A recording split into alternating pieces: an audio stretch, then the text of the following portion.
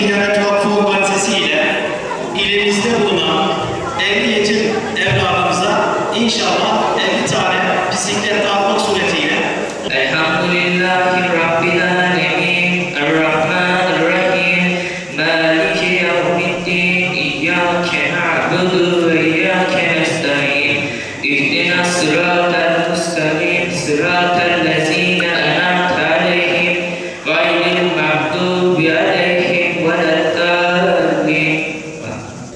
Diyanet İşleri Başkanlığı'nın ve Malatya İl Müftülüğü'nün özellikle çocuklarımıza, gençlerimize, ailelere dönük çok güzel hizmetleri var. Bu hizmetlerden biri de çocuklarımıza zaman zaman hediyeler veriyoruz.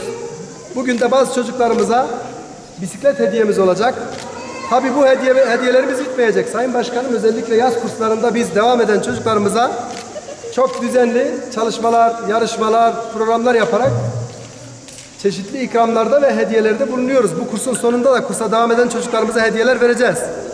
İnşallah bu vesileyle katkıda bulunan tüm kardeşlerimize, arkadaşlarımıza, emeği geçen ekibimize teşekkür ediyoruz. Allah hayır sahiplerinin hayrını kabul etsin. Emeği geçenlere de teşekkür ediyorum. Çok sağ olun. Bizim tabii gerek müftülüğümüzle gerek birçok STK'larla birlikte yaptığımız etkinliklerimiz var, kurslarımız var.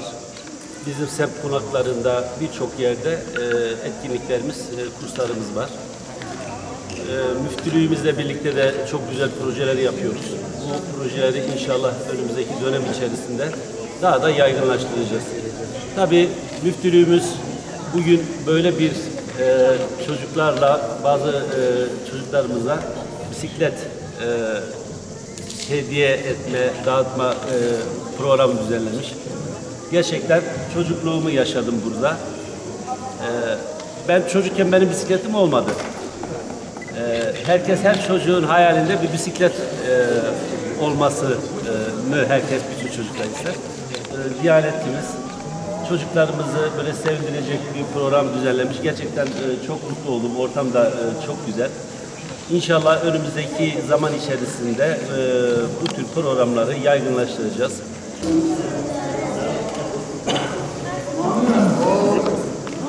Tamam mı? Yaz kursuna geliyor musun abi? Abi selam söyle. Hayırlı olsun, dikkatli kullanın. Tamam mı Mustafa Hocam? Hocam bir tane mi? Hadi. Evet. Nereye şöyle geç?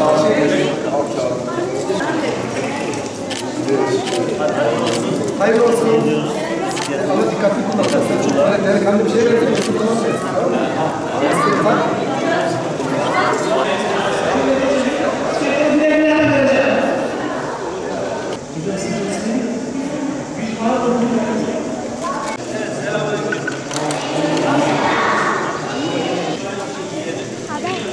dünya